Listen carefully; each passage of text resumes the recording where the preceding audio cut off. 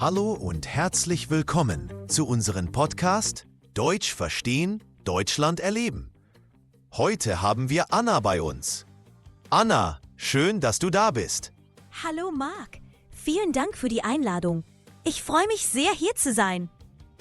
Unser heutiges Thema ist etwas provokant. Komm bloß nicht nach Deutschland. Aber keine Sorge, wir wollen niemandem Angst machen. Vielmehr wollen wir ehrlich darüber sprechen, was man beachten sollte, bevor man diesen großen Schritt wagt. Was denkst du, Anna? Ist Deutschland für jeden geeignet? Ich glaube, Deutschland ist ein tolles Land mit vielen Möglichkeiten. Aber es ist wichtig, realistisch zu sein. Es gibt eben auch Herausforderungen, die man nicht unterschätzen sollte. Die Sprache zum Beispiel. Ohne gute Deutschkenntnisse wird es schwer, sich einzuleben und beruflich Fuß zu fassen. Absolut, das sehe ich genauso. Viele denken, mit Englisch kommt man überall durch. Das stimmt zwar teilweise, aber um wirklich am Leben teilzunehmen, Freunde zu finden und sich wohlzufühlen, braucht man Deutsch.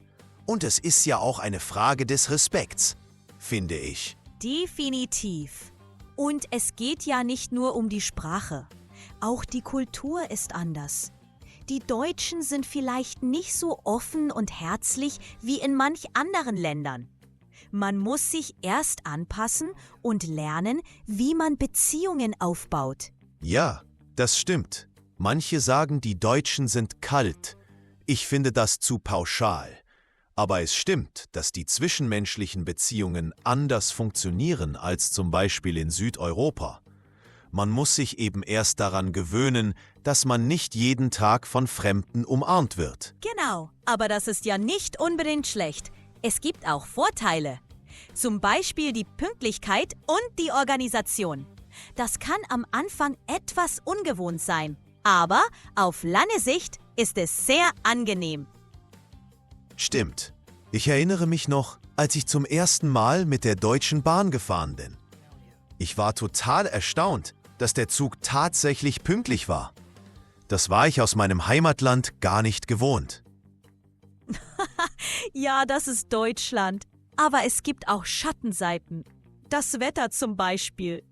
Besonders im Winter kann es sehr grau und trist sein. Oh ja, das stimmt. Für Menschen, die aus sonnigen Ländern kommen, kann das wirklich eine Herausforderung sein. Ich kenne einige, die im Winter regelrecht depressiv werden. Und dann ist da noch das Thema Familie. Viele, die nach Deutschland kommen, vermissen ihre Familie sehr. Die Flugtickets sind oft teuer und man kann nicht so oft nach Hause fliegen, wie man möchte. Das ist ein sehr wichtiger Punkt. Gerade für Studenten oder junge Leute, die gerade erst anfangen zu arbeiten, ist das oft schwierig. Man muss sich entscheiden: Sparen für die Zukunft oder die Familie besuchen. Das ist eine harte Entscheidung. Ja, und es gibt auch kulturelle Unterschiede in Bezug auf die Familie. In vielen Kulturen ist die Familie viel wichtiger als in Deutschland. Man ist enger verbunden und unterstützt sich gegenseitig mehr. Das kann man hier manchmal vermissen. Das stimmt. Ich glaube, das ist auch ein Grund, warum viele Menschen, die nach Deutschland kommen, sich erst einmal einsam fühlen. Es dauert, bis man ein neues soziales Netzwerk aufgebaut hat. Absolut. Und es ist wichtig, aktiv zu werden und sich zu engagieren. In Vereinen, in der Gemeinde oder bei der Arbeit. Nur so kann man neue Leute kennenlernen und sich integrieren. Das ist ein guter Tipp. Und man sollte auch offen sein für neue Erfahrungen. Nicht versuchen, das eigene Leben in Deutschland genauso zu führen wie im Heimatland, sondern sich auf die neue Kultur einlassen und versuchen, das Beste daraus zu machen. Ja, und man sollte sich nicht entmutigen lassen, wenn es am Anfang schwierig ist. Es ist normal, dass man Heimweh hat oder dass man Schwierigkeiten hat, sich anzupassen. Das geht jedem so. Stimmt. Und es ist wichtig, sich Hilfe zu suchen, wenn man sie braucht. Es gibt viele Beratungsstellen und Organisationen, die Menschen unterstützen, die neu in Deutschland sind. Und man sollte sich auch realistische Ziele setzen. Nicht erwarten, dass man in ein paar Monaten perfekt Deutsch spricht oder dass man sofort den Traumjob findet. Rom wurde auch nicht an einem Tag erbaut. Sehr richtig. Und man sollte sich auch bewusst sein, dass Deutschland nicht perfekt ist. Es gibt hier auch Probleme. Bürokratie, Rassismus, Wohnungsmangel. Ja, das ist leider wahr. Aber ich glaube, kein Land ist perfekt. Überall gibt es Probleme. Es kommt darauf an, wie man damit umgeht und ob man bereit ist, sich dafür einzusetzen, dass es besser wird. Stimmt. Was ist denn mit der Bürokratie? Viele beschweren sich darüber. Oh ja, die Bürokratie. Ein ewiges Thema. Formulare, Anträge, Behördengänge. Das kann wirklich frustrierend sein. Manchmal hat man das Gefühl, man rennt wegen Windmühlen. Das kenne ich nur zu gut. Und alles muss schriftlich sein. Gefühlt wird in Deutschland noch mehr Papier verbraucht als im Regenwald. Ja, das stimmt. Aber man gewöhnt sich daran. Und es gibt ja auch Vorteile. Alles ist sehr genau und geregelt. Man weiß, woran man ist. Das stimmt. Aber für jemanden, der aus einem Land kommt, wo alles etwas lockerer ist, kann das schon ein Kulturschock sein. Gibt es noch etwas, woran man sich gewöhnen muss? Auf jeden Fall die Mülltrennung. Das ist ein sehr wichtiges Thema in Deutschland. Man muss genau wissen, welcher Müll in welche Tonne gehört. Oh ja. Ich erinnere mich noch an meine ersten Versuche. Ich habe fast eine halbe Stunde gebraucht, um eine leere Joghurtbecher richtig zu entsorgen. Ja, das geht vielen so. Aber es ist wichtig, dass man sich daran hält. Denn Deutschland ist sehr umweltbewusst. Absolut. Und man sollte sich auch bewusst sein, dass Deutschland ein Einwanderungsland ist, aber dass es auch immer noch Vorurteile gibt. Das ist leider wahr. Rassismus und Diskriminierung sind immer noch ein Problem. Aber es ist wichtig, dass man sich davon nicht unterkriegen lässt und dass man sich für seine Rechte einsetzt. Stimmt. Und man sollte sich auch informieren, welche Gesetze und Regeln in Deutschland gelten. Es gibt ja doch einige Unterschiede zu anderen Ländern. Ja, zum Beispiel das Arbeitsrecht oder das Mietrecht. Es ist wichtig, dass man seine Rechte kennt, damit man sich nicht ausnutzen lässt. Absolut. Und vielleicht noch ein Tipp. Sei mutig und probiere neue Dinge aus. Gehe auf Festivals, besuche Museen, probiere neue Gerichte. So lernt man Deutschland am besten kennen. Ein wunderbarer Tipp. Und sei offen für neue Freundschaften. Es gibt so viele nette Menschen in Deutschland. Man muss sie nur finden. Genau. Und falls alles zu viel wird, einfach mal einen Spaziergang im Wald machen. Die deutsche Natur ist wunderschön. Das hilft immer.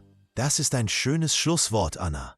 Wir haben heute über viele wichtige Punkte gesprochen, die man beachten sollte, bevor man nach Deutschland kommt. Von der Sprache über die Kultur bis hin zum Wetter und der Familie. Ich hoffe, wir konnten unseren Zuhörern eine realistische Einschätzung geben. Was würdest du jemandem raten, der jetzt kurz davor steht, nach Deutschland zu ziehen? Ich würde sagen, sei offen, sei neugierig, sei geduldig und gib nicht auf. Deutschland hat viel zu bieten, aber man muss bereit sein, sich anzupassen und sich anzustrengen. Und ganz wichtig, lerne Deutsch. Ein wunderbarer Rat. Vielen Dank, Anna, für dieses informative und ehrliche Gespräch. Es hat mir sehr viel Spaß gemacht. Danke dir, Marc. Mir auch. Und euch, liebe Zuhörer, vielen Dank fürs Zuhören. Ich hoffe, ihr habt etwas gelernt. Und denkt daran, Deutschland ist ein tolles Land, aber man sollte sich gut vorbereiten. Wenn dir unser Podcast gefällt oder du mehr Videos möchtest, dann like, kommentiere und abonniere unseren Kanal. Bis zum nächsten Mal. Tschüss!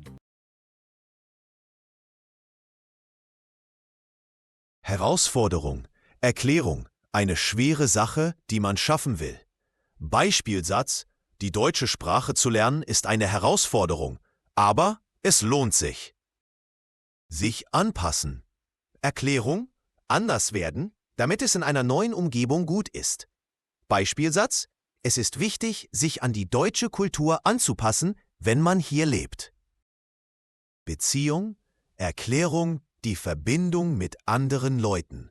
Beispielsatz: Eine gute Beziehung zu seinen Nachbarn ist wichtig für ein angenehmes Leben.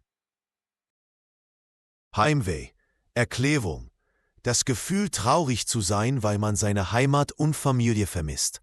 Beispielsatz. Viele Studenten haben Heimweh, wenn sie zum ersten Mal von zu Hause weg sind. Erwartung. Erklärung. Was man denkt, das kommen wird. Beispielsatz. Man sollte realistische Erwartungen haben, wenn man in ein neues Land zieht. Bürokratie. Erklärung. Viele offizielle Regeln und Papierarbeit in der Regierung oder in Organisationen. Beispielsatz. Die deutsche Bürokratie kann manchmal sehr kompliziert sein.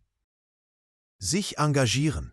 Erklärung, aktiv teilnehmen und helfen in einer Gruppe oder Organisation. Beispielsatz. Es ist wichtig, sich in der Gemeinde zu engagieren, um neue Leute kennenzulernen. Vorurteil.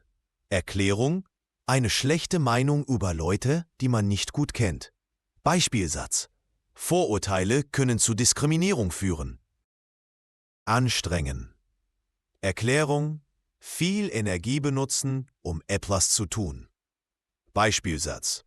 Man muss sich anstrengen, um eine neue Sprache zu lernen. Beratung. Erklärung, jemandem Tipps geben, um ein Problem zu lösen. Beispielsatz, es gibt viele Beratungsstellen für Menschen, die neu in Deutschland sind.